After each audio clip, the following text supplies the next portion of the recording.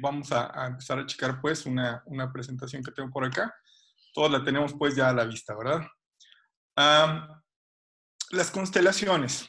Las constelaciones son importantes desde toda la vida. A todos siempre nos ha llamado la atención ver el cielo. Creo que muchos, antes de que nos gustara propiamente la astronomía, veíamos el cielo a veces en luna llena o cuando veíamos alguna estrella muy brillante o en un atardecer. Entonces, bueno, por ahí empieza nuestra afición al cielo. De hecho, en mi caso así empezó. Alguna vez, cuando estaba pequeño, mi mamá me subía a la azotea de la casa a ver el cielo, ¿no? El atardecer. Tenemos pues la fortuna acá en Durango, y los que son de Durango lo sabrán, de que tenemos muy bonito cielo, muy bonitos atardeceres. Entonces subíamos a ver el atardecer, el cielo rojo, las nubes rosa, los filos de las nubes doradas de repente, y era muy bonito, ¿no? Poco a poco eso se hizo costumbre y nos quedamos ya hasta un poco más tarde, hasta que oscurecía, y de repente empezaban a salir estrellas. Mi mamá no sabía mucho de eso, pero entonces era cuando llegaba papá. Y mi papá me explicaba de algunas estrellas, de las más brillantes, o tal vez de alguna constelación. Y ahí me empezó a dar el gusto mucho por el cielo, ¿no? Cuando tenía aproximadamente unos 8 años, mi papá me entregó un folleto editado por CONACYT, de lo que era el cielo, tanto en el hemisferio norte como en el sur, en diferentes épocas del año. Lo empecé a leer, pero la verdad, fuera de la lectura, que bueno, eso sí lo comprendía, los mapas celestes, la verdad, no los entendía mucho, ¿no? ¿Qué querría decir eso de por qué dos mapas para una misma época del año? Ya tiempo después comprendí que, bueno, uno era si veíamos al norte y otro si veíamos al sur, ¿no? Pero lo que sí podía identificar en ese momento eran estrellas, estrellas brillantes. Y entonces empecé a preguntar por esos dibujitos que aparecían en las estrellas, ¿no? Esas líneas que unían las estrellas. Y bueno, ya mi papá me explicó que eran algo que se llamaban constelaciones. Y vimos algunas en el cielo, algunas posiblemente las que todo el mundo reconocemos, ¿no? Que eso es de cierta manera fácil, ¿no? Y bueno, empezamos a entender un poco más al respecto, empecé a leer un poquito más. En secundaria me devoraba lo poco que había de folletos de astronomía, de libros de astronomía, que realmente eran muy pocos. En ese momento, pues el Internet todavía no existía, no había acceso a esta información, no había tanta movilidad de esa información, compartir con alguien más, ver imágenes recientes, era difícil, ¿no? Lo que publicaba alguna revista en algún artículo o algún libro que había por ahí en alguna de las librerías, libros que regularmente pues ya tenían tiempo de haber sido publicados, ¿no? Pero por ahí empezamos y nos gustaba hablar de las constelaciones. Las constelaciones, bueno, como las entendemos hoy, pues son conjuntos de estrellas que aparentemente, desde nuestro punto de vista, forman una figura. A veces, la verdad, y creo que todos estamos de acuerdo, muchas veces decimos, híjoles, qué imaginación de las personas que identificaron tal o cual cosa dentro de las constelaciones, ¿no? La verdad, ahorita, así con muchas ganas de entenderlas, es difícil, ¿no? A veces con un apuntador láser, enseñándoselas a alguien, dice, a ver, otra vez, ¿cómo? No, no, es que no entiendo. Sí, mira, es que aquí está la cabecita y acá están. Es muy complicado, ¿no? Entonces, bueno, entendemos que son figuras hechas por estrellas aparentemente que están en una posición en el cielo, ¿no? Y aparentemente cercanas, sobre todo eso. Hay muchas, muchas estrellas, la mayoría de las que forman la constelación, que no tienen que ver nada físicamente, gravitatoriamente, ¿no? Están completamente desligadas porque algunas están a decenas de años luz y otras están a centenas o a miles de años luz. Entonces, nada que ver, pero desde nuestro punto de vista forman una figura. Con esto empezó desde muchísimo tiempo antes de que las personas pudieran o tuvieran acceso o hubieran inventado la escritura. 15,000 años antes de Cristo, bueno, 15,000 años aproximadamente, cuando todavía existía por ahí el nombre de Cromañón, y vamos a ponerle Juan, se llama Juan Cromañón, que vivía por ahí en cavernas, de las cuales algunas están dispersas ahí por Europa, particularmente Francia y España han sido socorridas con este tipo de sitios tan importantes, ¿no? Bueno, pues hay unas cavernas muy importantes en Francia que se llaman de Lascaux. Ahí en el mapita está señalado dónde quedan más o menos. Y bueno, en esas cavernas hay de las pinturas rupestres más importantes. Todos vimos estas pinturas alguna vez en algún libro de texto, principalmente, muy seguramente en la primaria. Tal vez algunos más continuaron con esto en la secundaria. Y lo veíamos y decíamos, mira, los antiguos hacían dibujos, ¿no? E identificaban ya sus animales y si dibujaban ellos mismos yendo de cacería y etcétera, etcétera, ¿no? Y nos saltábamos la página. Había tal vez cosas, tal vez un poco más relevantes para el maestro que en ese momento nos explicaba qué sucedía con esto, ¿no? Más importantes en el aspecto de que, bueno, el hombre buscó ya lugares en donde establecerse, se hablaba de la caza, posiblemente todavía no de la recolección de granos, pero cómo se iban dando los asentamientos en diferentes partes del mundo, ¿no? Pero jamás nos hablaban completamente de todo lo que componía esos dibujos. Y esos dibujos, particularmente el que tenemos aquí a la izquierda, a mí me llama la atención porque, bueno, cruza o tienen que ver perfectamente con el cielo que estamos nosotros observando. Si nos damos cuenta, en esta pintura rupestre, que como la tenemos, acá al lado central, en medio arriba, tenemos algunos puntitos por ahí señalados. Viene un toro, la mitad de su cuerpo, algunos otros dibujos por ahí y algunos otros puntitos al lado izquierdo, ¿no? Pero si nos fijamos, esos pequeños puntos que están al centro de la imagen arriba, si las correspondemos con la imagen que está acá del lado derecho, esta imagen de los objetos celestes que nosotros identificamos, que nosotros conocemos, estos pequeños puntitos que están aquí sobre el lomo del toro, pues son las Pléyades, las 7 hermanas. Ya los antiguos identificaban ese pequeño conjunto de estrellas que para estas épocas del año, pues lo vemos en nuestro cielo, ¿no?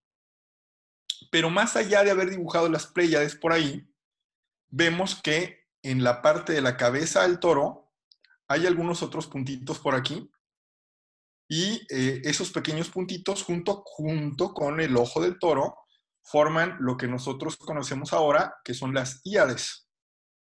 Están ahí enseguida de las Pléyades, al lado izquierdo de las Pléyades, al igual en el dibujo corresponden. Nosotros sabemos que actualmente las Pléyades son una de las partes más identificables de la constelación de Tauro, el toro. Finalmente, esas pequeños puntitos que identificaba Juan Cromañón, pues están en la posición correcta y dan origen incluso a lo que son los cuernos del toro, de la constelación que nosotros ahorita identificamos de esa manera. Perdón, se me fue ahí el dedo. Vamos a la diapositiva previa. Y después de la cabeza del toro, aquí más a la izquierda de la imagen, estos pequeños puntitos que están aquí abajo, pues son lo que nosotros conocemos enseguida de Tauro como el cinturón de Orión. El cinturón de Orión, el cazador. Junto con, bueno, un montón de estrellas que actualmente identificamos, nebulosas y demás elementos que conforman esta constelación tan grande y tan conocida, ¿no? Pero el detalle está que hace 15,000 años, el hombre de Cromañón que vivía en las cavernas, que todavía ni idea tenía de lo que era la escritura, de la manera de comunicarse de una forma escrita, ya podía plasmar lo que veía en el cielo. ¿Qué tan importante no sería eso para que lo considerara y lo pusiera dentro de las imágenes, de esa forma de expresarse, de buscar dejar un mensaje para la posteridad en aquellos tiempos? Entonces las constelaciones son importantes y han sido importantes desde siempre, desde siempre. Recordemos, por ejemplo, que si esto fue hace 15.000 años, la escritura, aparecieron los primeros rasgos de escritura y jeroglíficos en Egipto 3.200 años antes de Cristo. En Mesopotamia, 3.000 años antes de Cristo. Es decir, eso fue 10.000 años después de estos dibujos que están en las cuevas de Francia particularmente, ¿no? Más adelante vinieron los sumerios, que consideramos que son la cuna de la civilización, que se asentaron por allá entre el río Tigris y el Éufrates, en lo que es actualmente Irak, Medio Oriente, y ellos pues ya encontraban nuevas formas de expresarse. Hacían dibujos, grababan a sus personajes, a sus deidades, a sus reyes, a los personajes que ellos identificaban como superiores, y también identificaban los objetos cotidianos que ellos tenían. Así como vemos en estos dibujos, pues había cosas tan cotidianas como una silla, como objetos que cargaban las personas que iban a visitar al rey o al principal ahí con ellos, las ofrendas que tenían, pero también, si nos damos cuenta, en estas láminas hay dibujos de objetos celestes. Tenemos por acá arriba, si nos fijamos, por acá arriba del letrero que dice Sumerios 3000 AC, tenemos arriba de esta persona, que la podemos considerar como muy importante para ellos, porque hay quien está refiriéndose a él, quien está yendo con ofrenda con él. Arriba de su cabeza tenemos por aquí 7 puntitos. 7 puntitos que de nuevo son las Pléyades, pegadas a la luna nueva. Es una luna muy reciente, una luna de 2 días, de 3 días posiblemente, así como nos tocó verla hace unos días en nuestro cielo. Las Pléyades y la luna en un mismo lugar, muy cerca unos de otros, ¿no? Y aparte, en esa misma imagen que vemos ahí, o en la que está abajo a la izquierda, vemos posiblemente estrellas, el sol con rayos, así como lo representamos desde que estamos pequeños, el sol con rayitos, y hay pequeños objetos celestes a su alrededor. Tengamos en cuenta que los sumerios identificaron a todos los planetas que eran visibles a simple vista, es decir, a Mercurio, a Venus, a Marte, a Júpiter y a Saturno. Y los podían representar, y los estudiaron, y entendieron que tenían ciclos para reaparecer en el cielo cada determinado tiempo. ¿Y cuál era su movimiento? Y con estos planetas, entendiendo cómo funcionaba esto, se dieron cuenta también que ciertas estrellas, que eran algo fijo en el cielo, no como los planetas que conforme pasaban los días se iban moviendo a través de esa bóveda celeste, vieron que esos otros puntos fijos, las estrellas, aparecían también no todo el año, sino en ciertas épocas del año. Y entonces identificaron estaciones. Para ellos particularmente había verano e invierno, no había de otra. Y las estrellas que aparecían en verano eran diferentes a las que aparecían en invierno. Identificaron también, por ese mismo rumbo, algo que nosotros conocemos como eclíptica, que es la ruta aparente que tienen tanto los planetas como el Sol y la Luna desde nuestro punto de vista. ¿Sí? Es la línea que siguen en su movimiento a través del cielo. Esto porque, bueno, todos estamos en un mismo plano en el que nos movemos, entonces siguen una ruta particular. Nunca vemos al Sol salir por el norte o nunca vemos a la Luna en el punto sur exactamente. No, hay una ruta por la que sale desde nuestro punto de vista. Y ellos identificaron esa ruta. Y además de eso, pudieron darse cuenta que los ciclos lunares, que también tenían sus periodos, sus ciclos lunares eran 12 durante lo que ellos sabían por el movimiento de las estrellas, que era un año, un periodo de tiempo. Entonces, ellos de cierta manera registraron sobre todo por tener conocimiento y con antelación sobre ciertas fechas y eventos. Por ejemplo, ellos eran de los primeros, de las primeras eh, humanos que se asentaron ya en lugares que empezaron a trabajar no solamente con ganadería, sino con recolección de granos, con siembras. Entonces las épocas del año eran importantes para ellos. Entonces llevar un registro de las épocas del año, llevar un registro de cuándo podría llover, cuándo aparecía una estrella, que era para las épocas de lluvia, por ejemplo. Entonces, todo eso lo podían ellos escribir de alguna manera o representar de alguna manera, y eso les permitía a ellos tener más seguridad sobre los eventos que afectaban su vida, principalmente la cuestión de la alimentación. Entonces, ellos identificaron todos estos detalles en el cielo y los plasmaron en sus tablillas. Junto con ellos y algunas otras tribus que se asentaron a las márgenes de estos ríos, pues otros de los más importantes, aparte de caldeos y demás, son los babilonios. Los babilonios también observaron el cielo, mucho. Para todos los pueblos antiguos era bien importante conocer el cielo y los fenómenos celestes y los detalles que en él podíamos apreciar. Y ellos también identificaron constelaciones, que obviamente son diferentes en muchos casos, tal vez no en todos, pero en muchos casos son diferentes a las constelaciones actuales. ¿Por qué? Porque ellos, esas figuras que veían en el cielo, plasmadas en las estrellas, pues obviamente tenían que ver con su entorno, con qué tenían a la mano, cuáles eran los animales que ellos conocían, cuáles eran los eventos comunes para ellos. Por ejemplo, ahorita tenemos constelaciones como por ejemplo la brújula.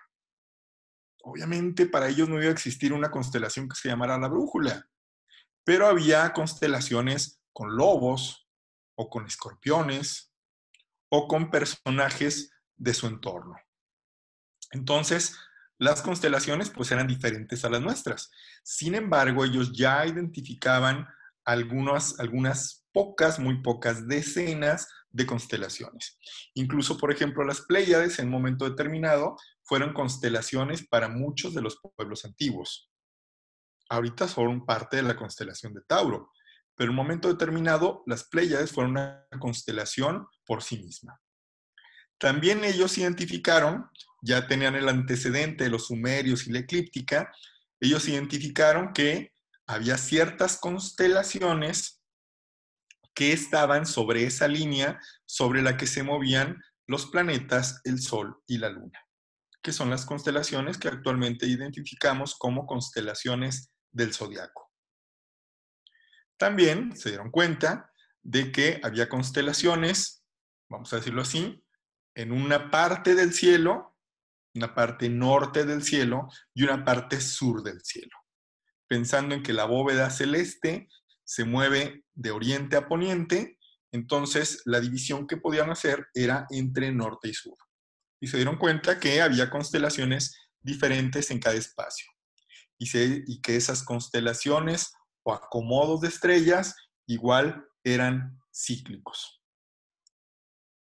También muchos otros pueblos, me refiero a ellos nada más porque fueron los que iniciaron con esto, pero muchos otros pueblos han identificado constelaciones. Por ejemplo, aquí en México, la cultura nahua, los nahua, que hasta el momento, hasta el día de hoy, todavía existen pueblos náhuatl y lenguaje náhuatl. Entonces, por ejemplo, aquí en México, en Mesoamérica, también identificaban ciertas figuras en el cielo. Por ejemplo, esa que tenemos ahí para México, se parece mucho, si le quitamos un poquito la cabeza y las garras, se parece mucho a la Osa Mayor. De hecho, para esos antiguos pobladores de aquí de Mesoamérica y particularmente de México, ese conjunto de estrellas que ahora identificamos como la Osa Mayor formaban para ellos también una constelación, que era la constelación del ocelote o del jaguar, que es un animal conocido para nosotros. Entonces, ellos veían esa constelación en ese mismo conjunto de estrellas donde ahora está la Osa Mayor. Los pueblos egipcios veían sus propias constelaciones, algunas tan comunes tal vez para todas las razas, culturas y tiempos, como la constelación de Leo, de León, Tauro, de las más conocidas y comunes también, o por ejemplo, como en el caso del pueblo chino, en el que sus constelaciones en el cielo incluían figuras que para ellos son bastante representativas, que son parte de la cultura milenaria de ese pueblo. Por ejemplo, el tigre o por ejemplo, el dragón. Entonces, cada quien tenía sus constelaciones. ¿Sí? Ese punto lo vamos a mencionar un poquito más adelante de nuevo, ¿no? Y entonces, bueno, cada quien tenía sus constelaciones, cada quien dividía el cielo como quería. Por ejemplo, tal vez si pensamos en las constelaciones que cada pueblo iba identificando, podríamos decir que Ptolomeo, por allá en el 200 después de Cristo, había identificado y registrado en el cielo, desde donde él estaba, ¿sí? Desde ese paralelo a esa latitud, sin poder ver ciertas constelaciones del hemisferio sur, él identificaba, por ejemplo, 42 constelaciones ya registradas. Entonces, bueno, cada quien tenía y registraba lo que quería prácticamente, ¿no? De hecho, por ejemplo, aquí, como está marcada la fecha, 1763, Nicolas Lacaille incluye algunas otras constelaciones diferentes a las que había antes, ¿no? Por ejemplo, el octante. Obviamente, pueblos anteriores no sabían que era eso, o el telescopio. Entonces, son diferentes.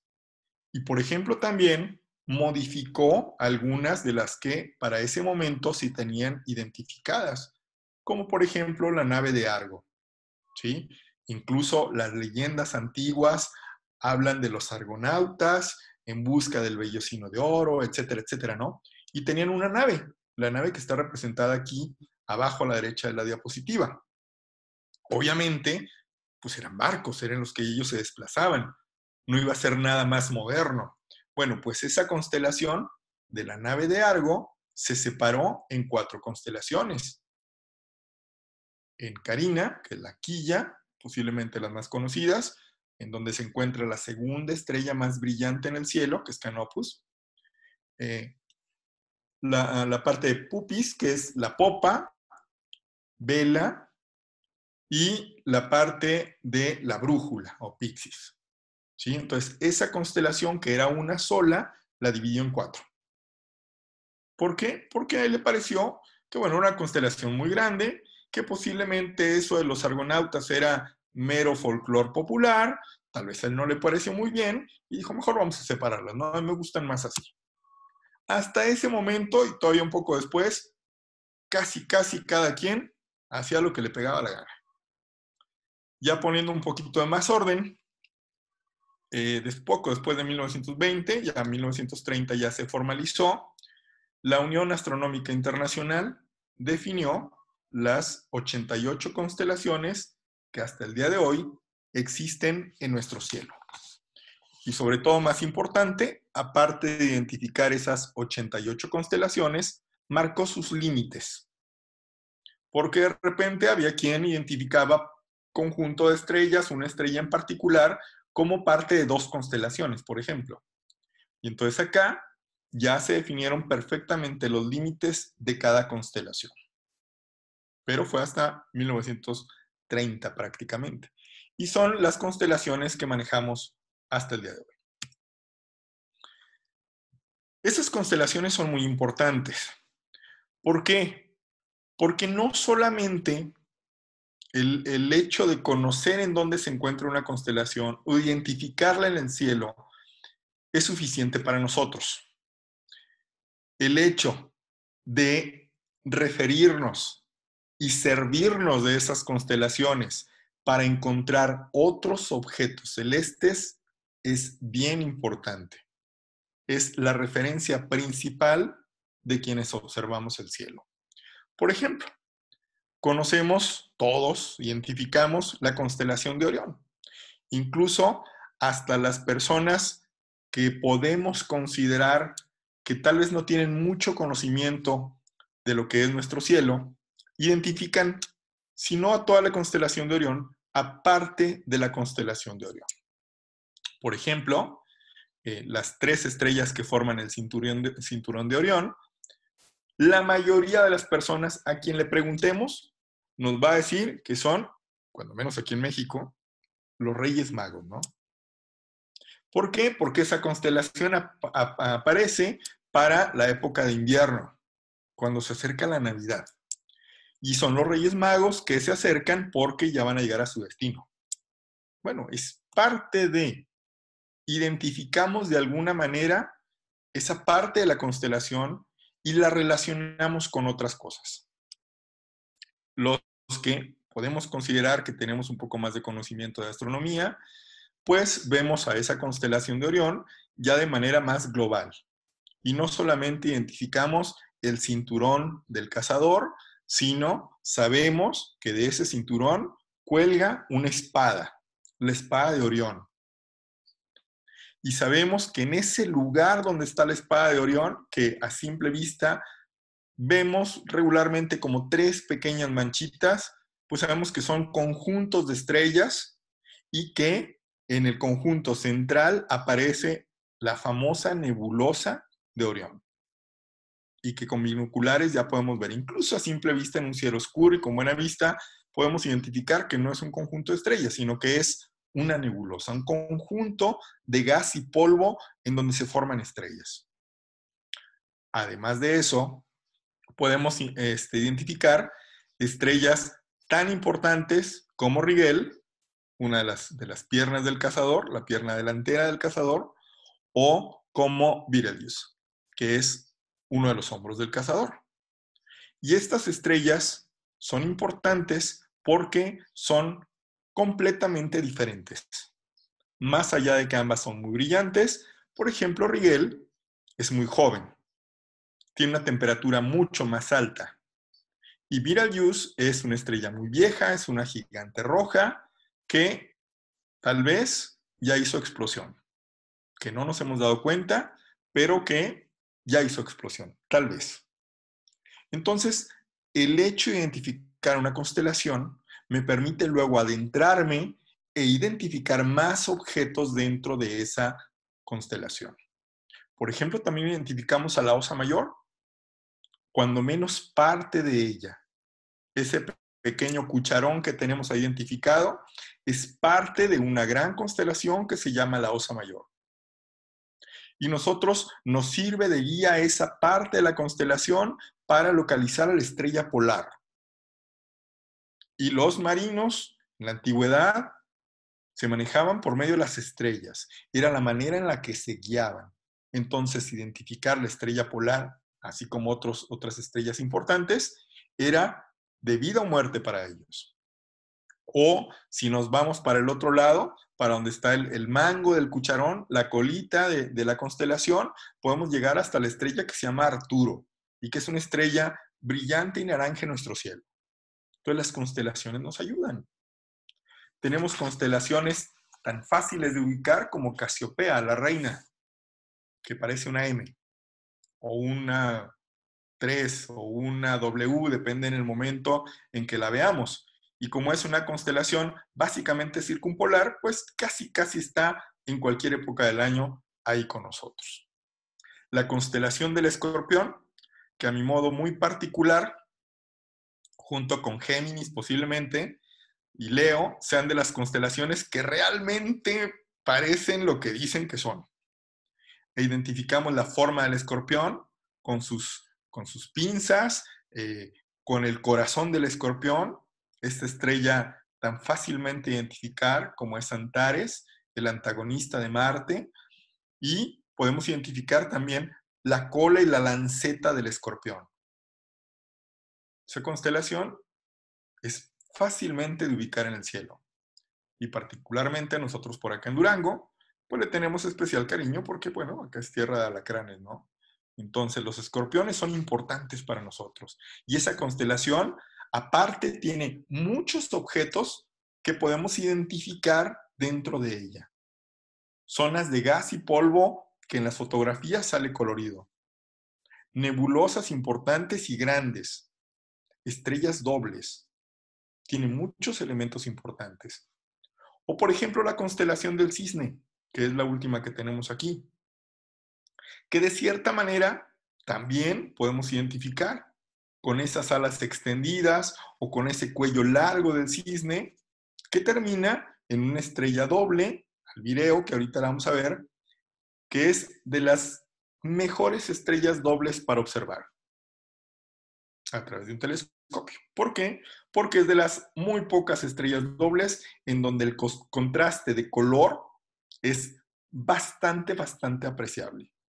Y entonces hacemos referencia a esta constelación del cisne y la utilizamos para localizar otros objetos celestes que ahí se encuentran.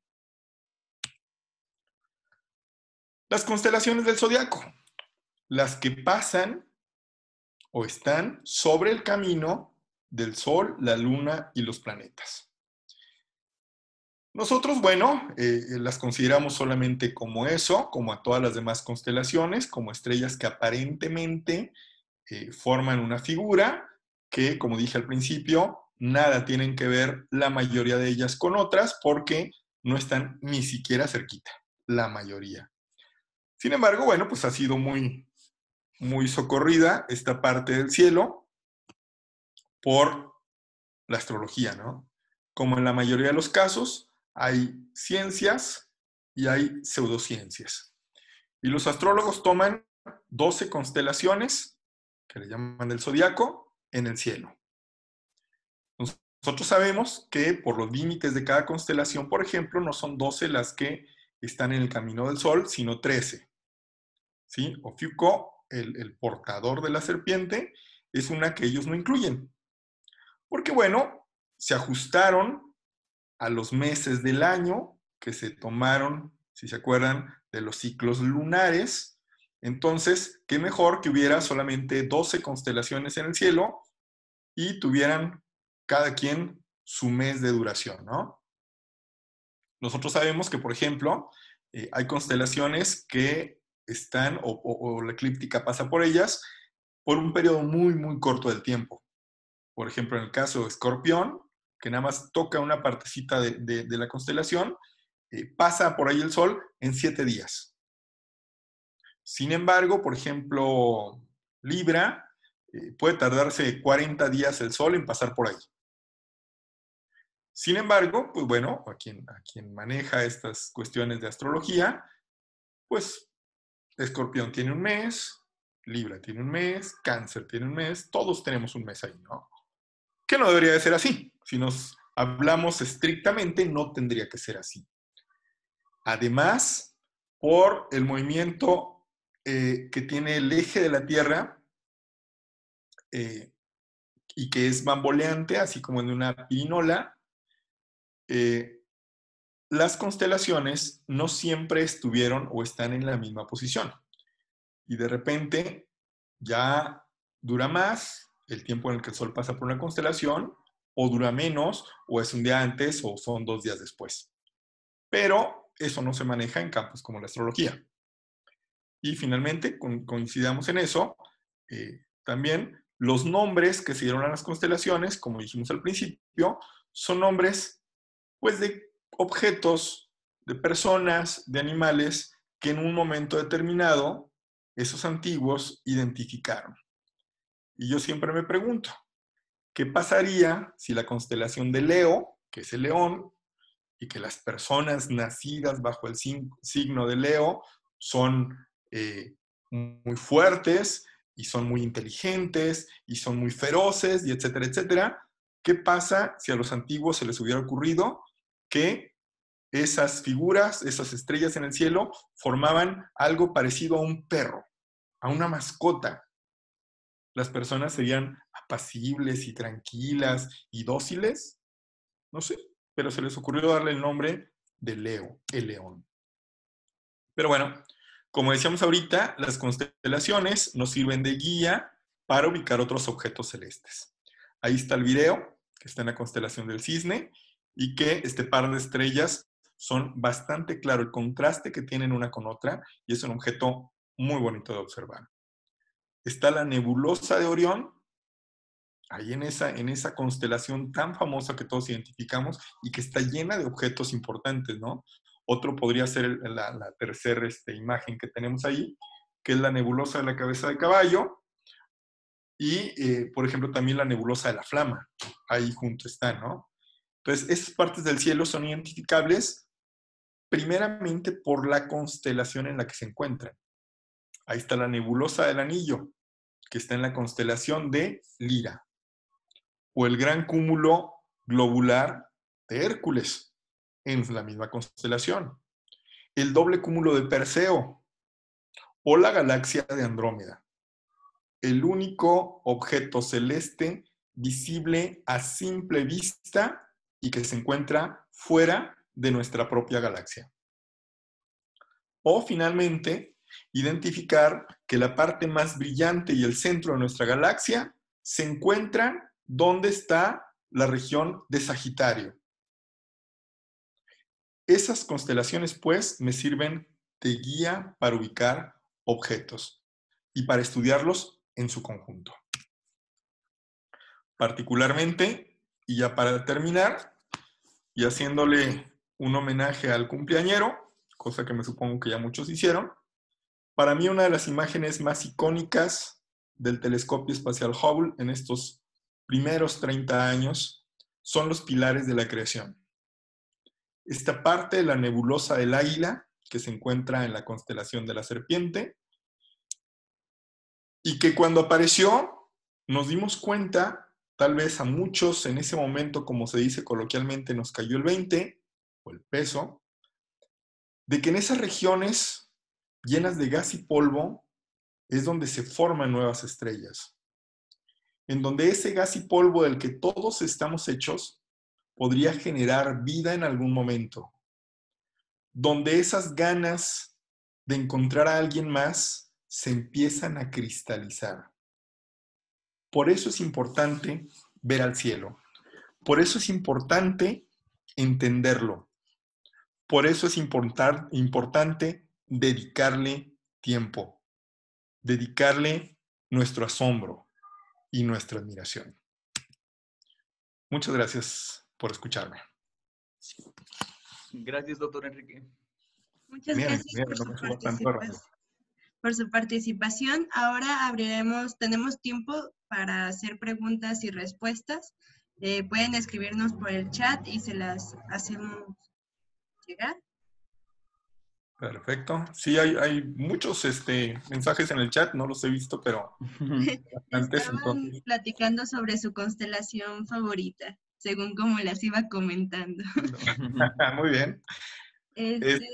No sé si ustedes que tienen por ahí el chat ya más a la vista, me puedan ir mandando las preguntas que ustedes consideren. Yo las voy respondiendo, claro que sí. Algo que nos mandaron es cómo se identifica entre estrellas nuevas y viejas. Básicamente es el color. Es así como una flama de gas. Las estrellas azules son las más nuevas, las estrellas que acaban de nacer. Tienen temperaturas mucho más altas. Regularmente en la parte de las capas altas de la estrella, vamos a decirle así, en la parte superior de la estrella, las temperaturas son de 10, 12,000 grados centígrados. Son muy calientes. Pensando en que en el núcleo, donde hay fusión nuclear, las temperaturas son de millones de grados. Pero bueno, en la superficie de la estrella, esas temperaturas se consideran muy altas. Y esas estrellas son azules. Cuando nace una estrella es una estrella azul. Después va bajando un poquito el color. Una estrella blanca ya tiene un poquito menos de temperatura. Las estrellas amarillas. Luego las estrellas como la media la que tiene. Es una estrella que está más o menos a la mitad de su vida útil. Después vienen las estrellas naranjas.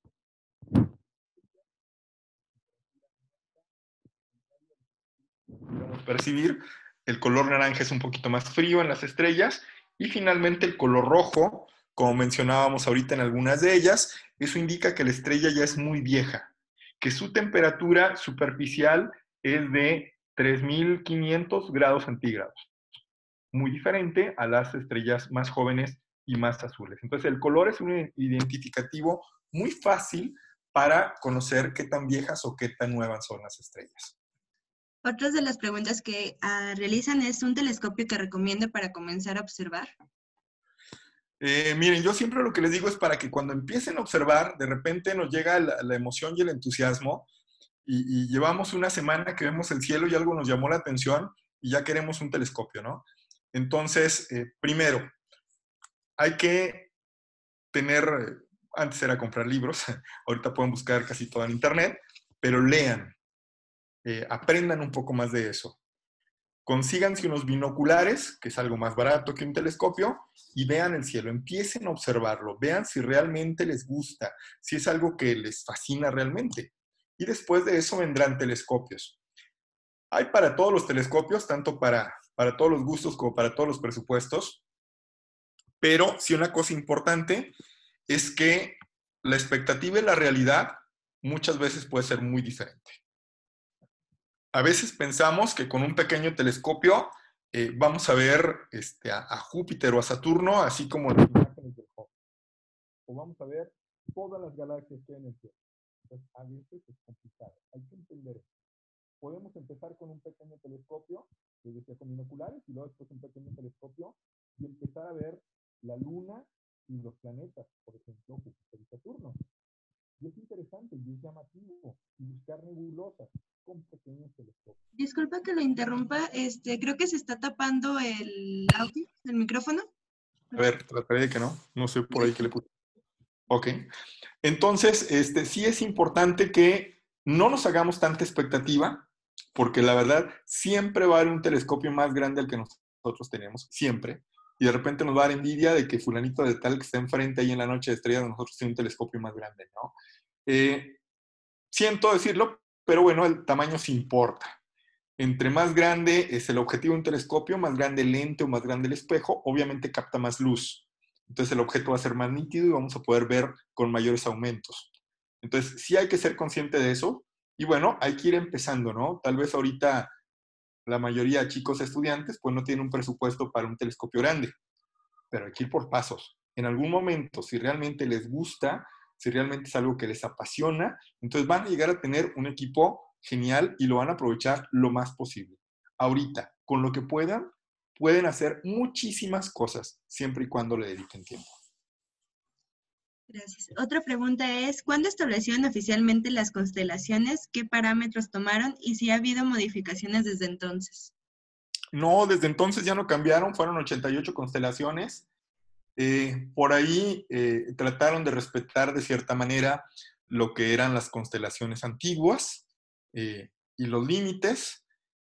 Trataron de hacer límites, bueno, las constelaciones tienen límites como líneas rectas, no son curvas, entonces eso de cierta manera hizo que algunas constelaciones tengan por ahí algunos zigzag medio extraños, tratando precisamente de respetar los objetos, principalmente estrellas, que los antiguos veían como parte de esa constelación.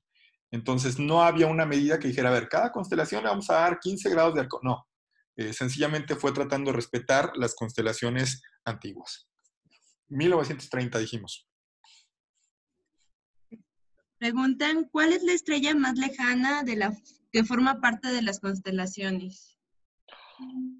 No, es que ahí no hay límites. Es complicado, ¿no? Podemos ver estrellas como tales, como estrellas, pues están dentro de nuestra galaxia.